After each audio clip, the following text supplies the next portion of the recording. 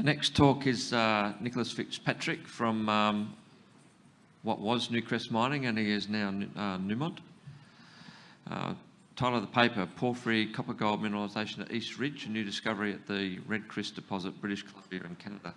Nick is a graduate from the University of Tasmania, Centre of Ore Deposits, so I assume Nick studied with David. Nick has worked for Newcrest for more than 18 years across a variety of copper gold deposit types in Australia, Indonesia, Fiji, Papua New Guinea and Canada. Nick is focused on early to advanced stage exploration for porphyry and epithermal deposits and has been involved with significant brownfields discoveries at Krakau Gold Mine in Queensland, Gosowong in Indonesia and the Red Chris Gold Mine more recently in Canada. Thank you, Nick.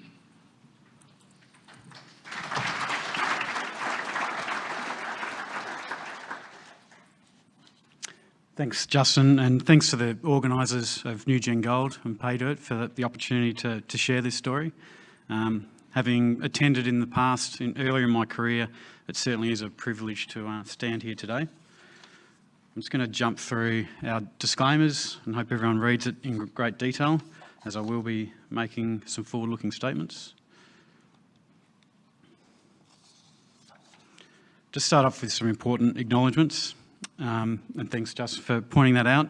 So, yeah, I'm sure everyone is aware here, unless you've been living under a rock. Newmont completed its acquisition of Newcrest last week, successfully creating the world's leading gold company with robust copper production.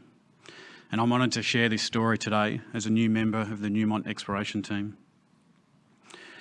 Newmont acknowledges that the Red Chris mine is located on the unceded territory of the Tahltan Nation, and we acknowledge, recognise and respect the Tahltan Nation's title and rights. So I'd like to thank Newcrest and Newmont for permission to share this story. I'd also like to thank Imperial Metals Corporation, our joint venture partner, for permission also.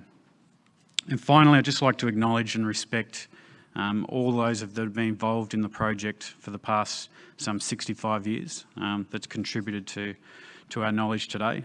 And also call out my co-authors and the greater Red Chris exploration team.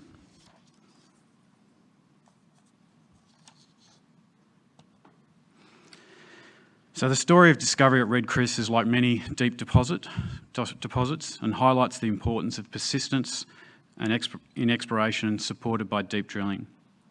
And in this presentation, I'm going to step through the story prior to Newcrest's acquisition, and then I'll focus on the more recent East Ridge discovery. And some of the key milestones under Newcrest that I'd like to call out include the entry into the project in August 2019, when Newcrest acquired its 70% interest in the project from Imperial Metals. And then not long after, in early 2021, we announced the discovery drill hole into East Ridge. And then in the remainder of that year in 2021, we released an initial Newcrest mineral resource for Red Chris, which excluded East Ridge, and that was followed by a pre-feasibility study into a proposed underground block cave mine and associated with an initial ore reserve. And then mid last year, we announced an exploration target for East Ridge. And earlier this year in March, we announced a substantial enhancement of that exploration target.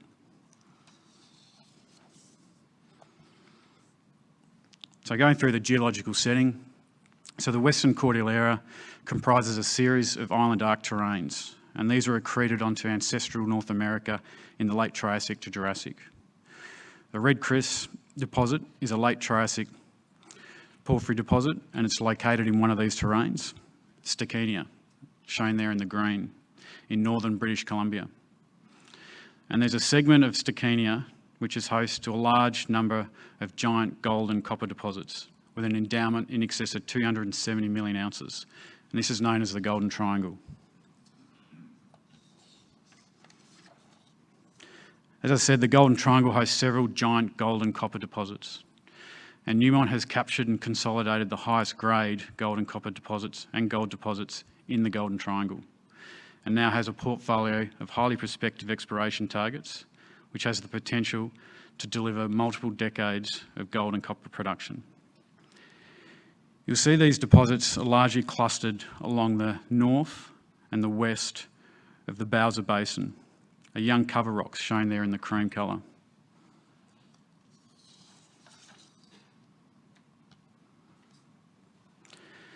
The East Ridge discovery is deep. It occurs approximately 500 metres below the surface and has no obvious surface expression. It comes more than 65 years after the recognition of copper-bearing outcrops at Red Chris in an area now known as the Gully Zone. And it also comes nearly 15 years after Imperial Metals Corporation drilled the 1.5 kilometre vertical extent of the high-grade East Zone porphyry. So not only is East Ridge obscured with no obvious surface expression, for a large portion of the year it's under snow cover, which makes exploration, and certainly surface exploration, challenging.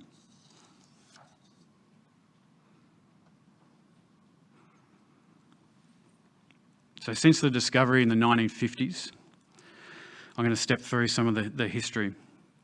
So systematic exploration began in about 1968, and results of trenching and diamond drilling through the early 1970s in what we now know as the Gully Zone were largely disappointing. Weak copper mineralisation, extensive sericite clay alteration were all interpreted as being largely supergene. The discovery hole in what we now know as the main zone would occur in 1974, when the third hole of the season returned 70 metres at 0.55% copper and 0.72 grams per tonne gold. That same year, in 1974, the last hole of the program was a percussion hole, and it returned 67 metres at 1.1% copper and 0.93 grams per tonne gold. This became the first indication of what we now know as the high-grade East Zone. The following year, and by the end of 1975, drilling had essentially outlined the footprint of what we now know as the main zone and really demonstrated the scale of this district. And a diamond hole confirmed the high-grade nature of the East Zone, returning 94.5 metres at 1.1 grams per tonne gold and 1.5% copper. Also, it included an interval of nearly 25 metres at 2.8 grams per tonne gold and 3.4% copper.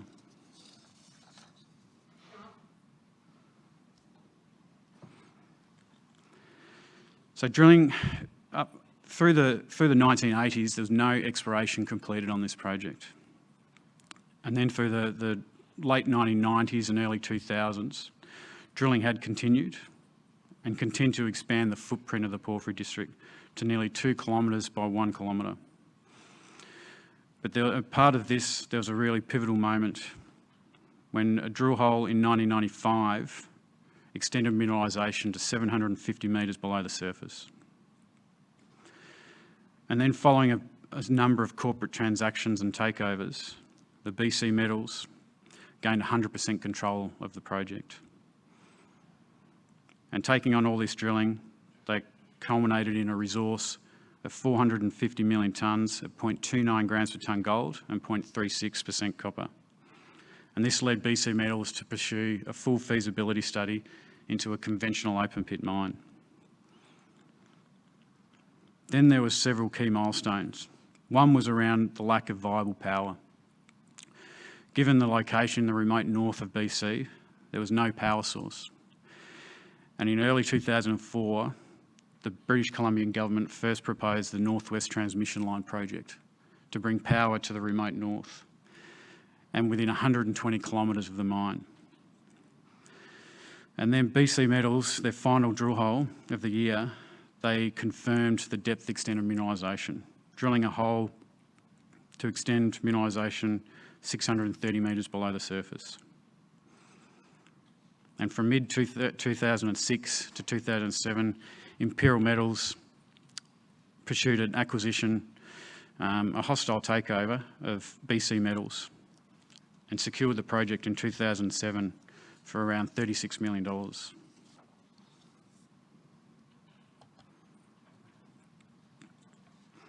Following the acquisition in 2007, Imperial Metals moved quickly to execute a diamond drilling program through the summer of 2007, Their immediate priority was to test the vertical extent of the high-grade porphyry, following up on the previous holes in 1995 and 2006. You can see pictured there.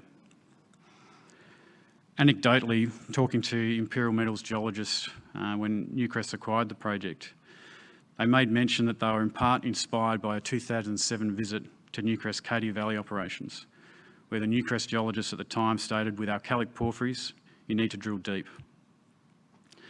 So in that year, their first hole of the program, RC7335, returned an intercept of 1,029 metres at 1% copper and 1.2 grams per tonne gold. This included an interval of 240 metres at 1.8% copper and 1.7 grams per tonne gold.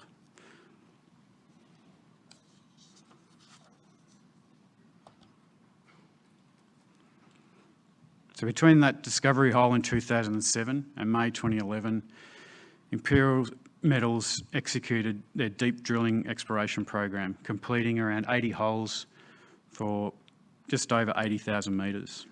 And this culminated in an updated mineral resource of 1.2 billion tonnes at 0.39 grams per tonne gold and 0.37% copper, for 15 million ounces of gold and 4.3 million tonnes of copper.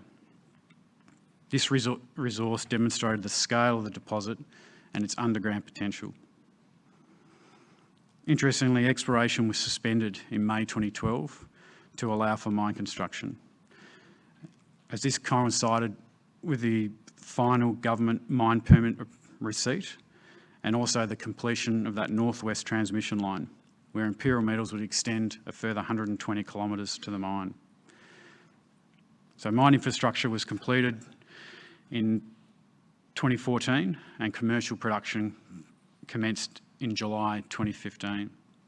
An important point to make here is that this was all based on the BC Metals feasibility study and did not incorporate any of the deep drilling by Imperial Metals.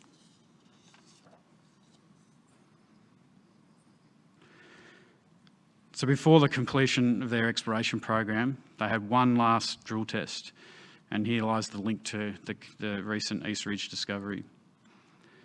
So the East Ridge offset target was first documented by Imperial Metals in 2009. Following the discovery of the East Zone, an interpretation along with some geophysical data sets, they interpreted an extension to the East Zone further to the east. And in 2011, the last two holes of their program were completed to test this East Ridge offset target. And the first hole of the program, RC11565, returned 79 metres at 0.21 grams per tonne gold and 0.39% copper. And what we now know is it was located completely within a south boundary fault, which is a fault that's is thought to have offset and truncated mineralisation.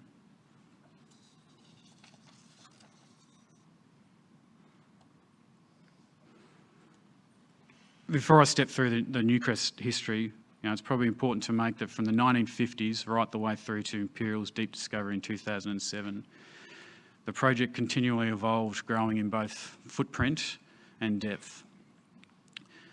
And Newcrest deliberately targeted Red Chris based on its potential to be transformed into another Cadia, as shown in the figure here. And this is built on a plus 20-year understanding of alkalic porphyry systems. So after that hiatus in exploration of around 7 years, Newcrest commenced drilling at Red Chris 5 weeks after the acquisition with two main objectives. The first objective was a resource definition program at the East Zone. So the majority of the drilling at the East Zone by Imperial Metals was vertical. And in a sub-vertical porphyry system, we recognise the need for angled drill holes. So a program was designed to obtain geological, geotechnical and metallurgical data, and this would ultimately feed into the initial mineral resource, the pre-feasibility study and the ore reserve.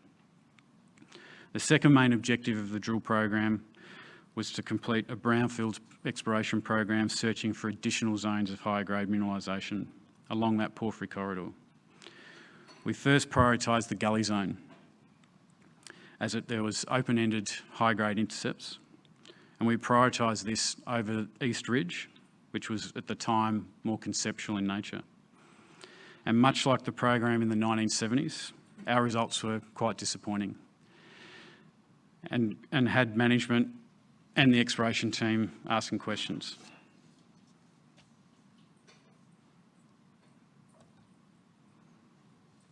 So following the acquisition, the first job of the exploration team was to begin to understand the geology. And we used a combination of in-house expertise and that of our joint venture partner. And in the first few weeks, we'd pulled out over 7 kilometres of core on the ground.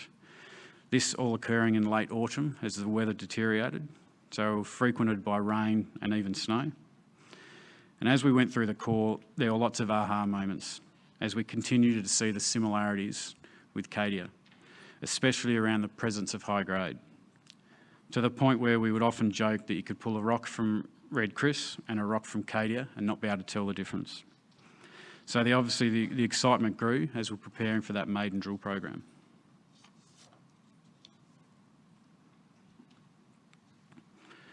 So as we built up the geology, it continued to evolve. We're really fortunate that we were coming from a very solid base, and there'd been a lot of detailed work by others, including that documented in a SEG paper co-authored by the Imperial Metals geologist Chris Rees. And so our initial task was to set out to validate that model using a combination of a desktop review as well as the relog core to recreate a type section. This would then be followed in 2020 by the extensive angled drill hole resource definition program, where we completed a program initially at 200 metres spacing to validate the type section. Then we closed that up to 100 metre spacing around the area for the proposed block cave.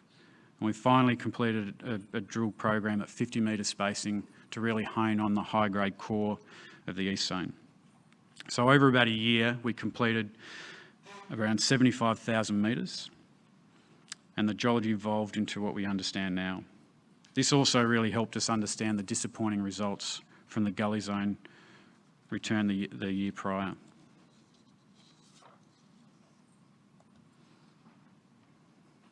It was part of this drill program at the east zone that several holes intersected mineralisation south of the south boundary fault. So you can see the south boundary fault here, and at the time had thought to define the southern extent of the mineralisation at the gully zone, the main zone and the east zone. And we would systematically extend holes as part of the drill out just to see what's on the other side, following up on previous results by Imperial Metals that showed some encouragement. But it wasn't until late 2020 when RC 646 returned a significant intercept of 22 metres at a gram and 0.62% copper entirely on the south side of the south boundary fault, and it was the highest grade intercept returned at the time. And that really gave us the encouragement to not only continue south of the south boundary fault, but also revisit the exploration target at the East Ridge. Another point to make out here is the fact that the Porphyry corridor there, shown in pink, is around 8 kilometres long. And when Newcrest entered the project, around 3 kilometres that have been tested to date, and part of the reason why we saw the upside.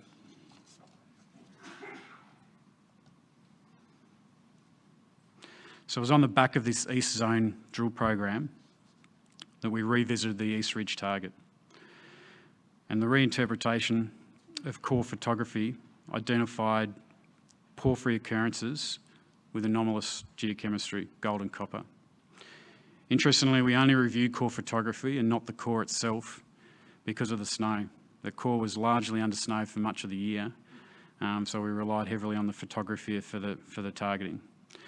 When we finally did revisit the core, and following the discovery and the drill out, we changed our original interpretation that these were actually vein clasts within a late magmatic breccia, not in situ veins as we'd first thought.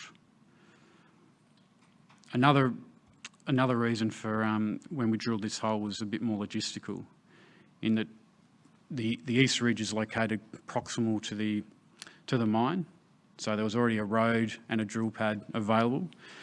So we'd prioritise this to be drilled in winter when the conditions are harsh and a little bit more difficult.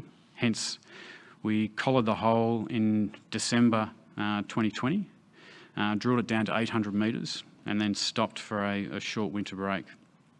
A geologist at the time recognised in the last box of core that they'd passed through the South Boundary Fault and intercepted potassic alteration with weak copper mineralisation. And then in January the following year, in 2021, we extended the hole to completion and returned the discovery intercept of 198 metres at 0.89 grams per tonne gold and 0.83% copper. This included 76 metres at 1.8 grams per tonne gold and 1.5% copper. Interestingly, the Imperial Metals hole that we targeted from would come within 150 metres of the 1 gram gold shell. And based on the fact that we'd just completed the East Zone drill out, we recognised the significance and were able to commence a drill program on 100 by 100 metre spacing to determine the continuity of this high-grade mineralisation.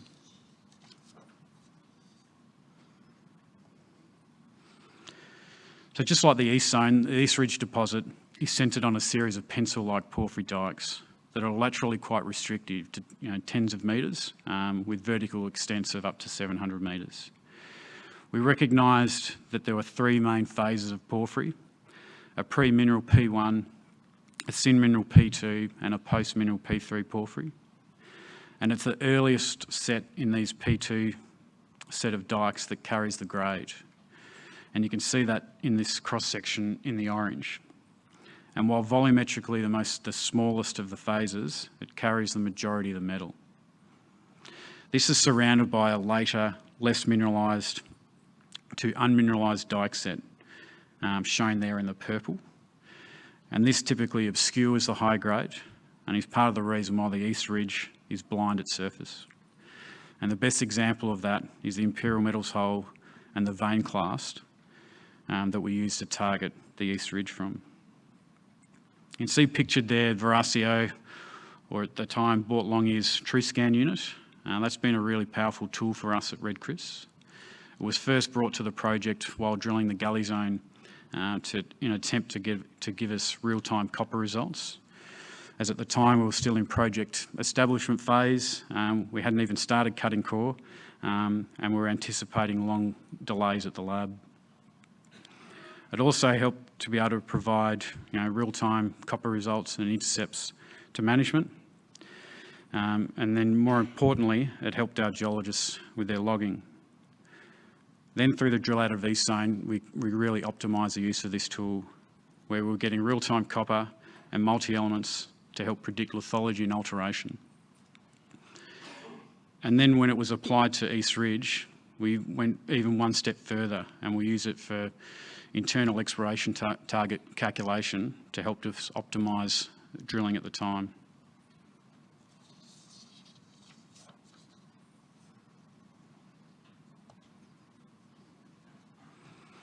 So over the following 2 years, between that discovery in December 2020 till April this year, we've completed around 85 drill holes for around 127,000 metres.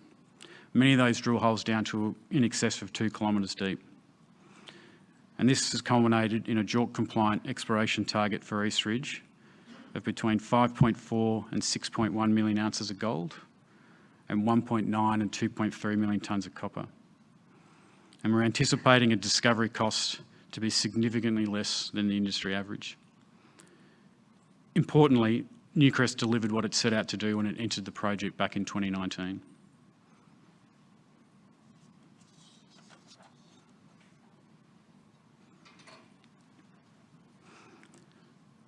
Before I get into a list of lessons learnt, there's a couple of really important ones that I want to call out. The first is the presence and the distribution of high grade.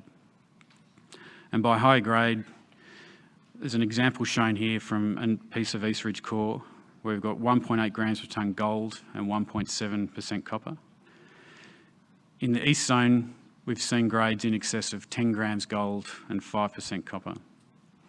And it's the recognition of that and the distribution that's played a pivotal part in understanding this deposit.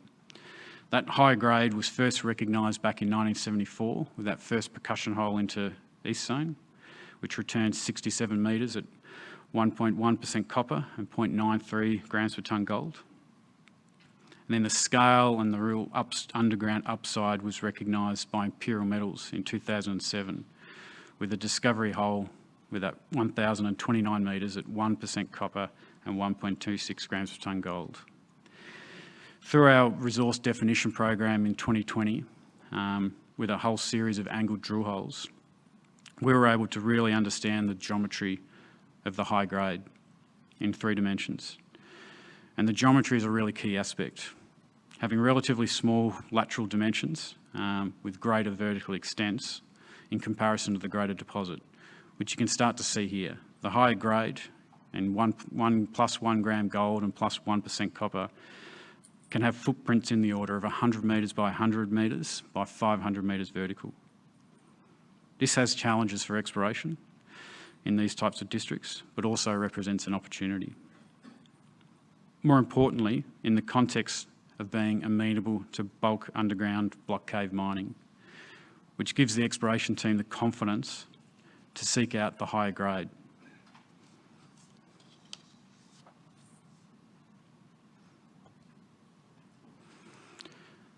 Another key point from a non-technical perspective was around the challenges that Newcrest encountered while working in Canada, specifically around the climate. So understanding the scale and the drilling required to unlock the potential of this project, with many of the learnings from Cadia, was decided to upgrade the core logging facility in line with our values of keeping people safe. So in 2019, we started off in a couple of 40-foot sea containers, and as temperatures plummeted and the snow arrived, as well as the core coming into the facility increased, we soon outgrew that space. So in 2020, we moved into a couple of uninsulated tents, which again weren't optimised for the program at the time, and certainly not the most comfortable in below 40-degree temperatures. Fortunately, around the completion of our new facility in 2021, corresponded quite well with the East Ridge discovery.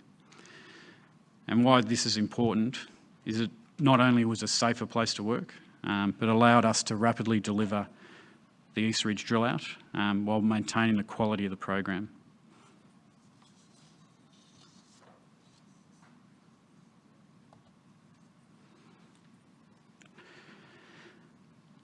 So the East Ridge discovery confirms that discoveries can still be made in districts and at deposits where the search space is considered mature and occurs in the shadow of the headframe. And it's Newcrest's understanding of Red Chris geology which matured through drilling of the East Zone and the recognition of the high-grade nature of the deposit that led to the discovery of East Ridge. More specifically, it's been our systematic approach to exploration.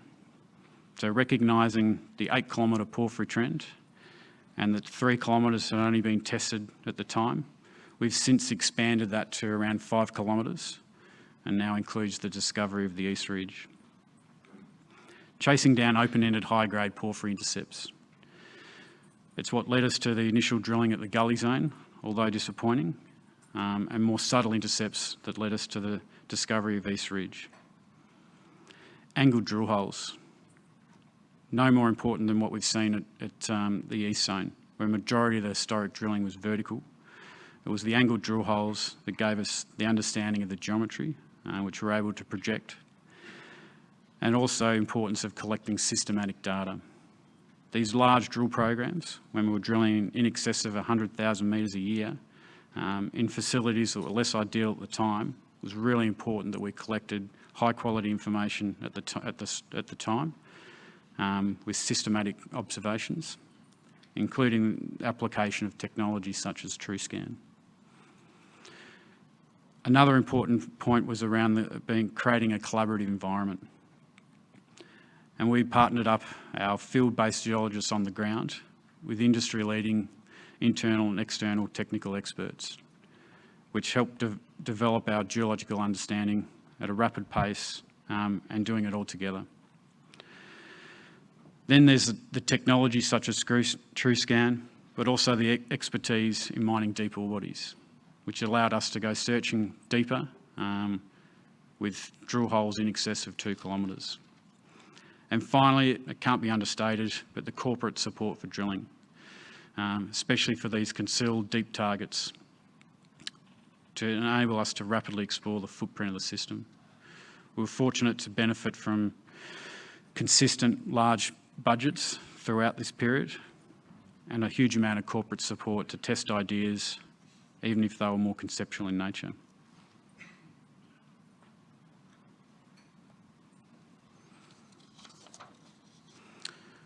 And finishing up, the discovery of East Ridge would not have been possible without the recognition of the project's potential in the first place.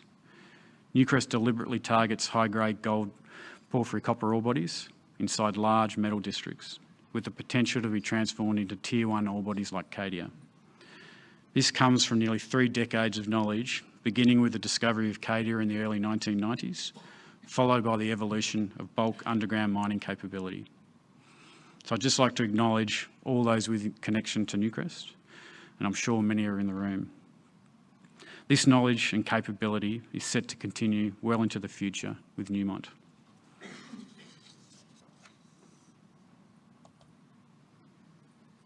Thank you.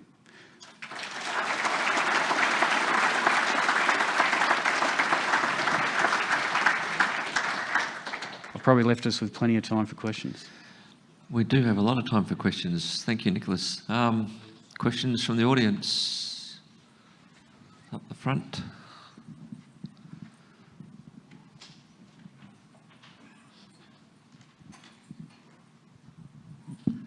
Thanks, Nick. You mentioned that the first hole into East Ridge was targeted on, amongst other things, geophysics. Can you elaborate? Was it MAG? Was it IP? Was it MT? Was it something else? All of the above. You just answered yourself. So across a large proportion of the Porphyry corridor, there's ground, IP and MT. And there was a big survey completed by Imperial Metals around the time of their discovery. There's obviously also quite a detailed airborne magnetics. The IP and MT does a really good job of mapping a phyllic overprint across the deposit, which extends the length of that porphyry corridor. And the magnetics is unfortunately obscured by the same alteration. But there was a subtle anomaly around East Ridge that they'd projected the mineralisation to be mapping the extent of that mineralisation, in conjunction with just simply projecting the eastern extent of that east zone. So it was a combination. Any more?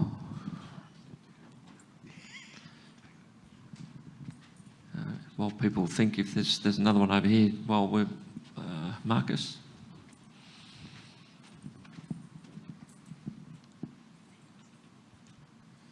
Thanks. We heard the importance from David of mapping your alteration assemblages to vector towards mineralization.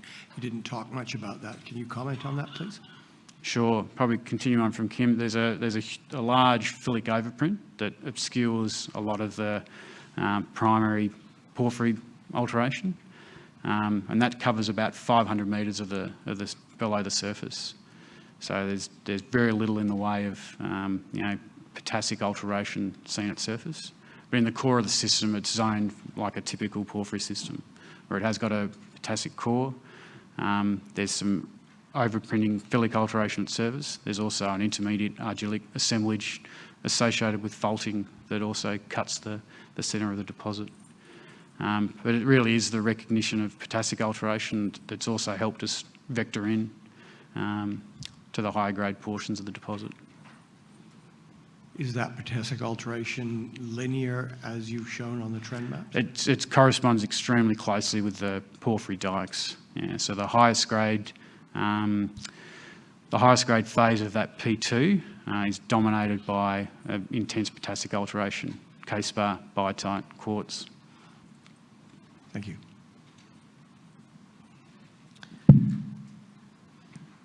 If there's no more, I've just got a couple. The TrueScan, what is that actually? What's the analysis that it's actually doing? It's a trailer-mounted XRF unit, so it gave us real-time assays. Copper was probably the most used, obviously, but we also used a series of other elements to help predict lithology and alteration. We basically created sort of predictors that we could automate lithology and alteration. And you said the porphyry itself looked identical to what you're seeing at Cadia. Is the geochemistry the same? There's lots of similarities in the geochemistry. Probably one of the bigger differences at Red Chris was the dikes are actually quite small, and although they look very similar, there are some notable differences in the chemistry. So, for instance, an example is moly, which is often used as a vector to mineralisation. Well, that's typically in one of the later unmineralised porphyries at Red Chris, whereas at places like Cadia, that's been more commonly used to vector into mineralised areas. Great, thank you. Well, if that's no more questions, call that the end of the session. I'll just remind everybody we will start back at 10:30. We have morning tea served in the exhibition area. And before David and Nicholas go, I've got a small gift of appreciation for you both to hand over. Thank you.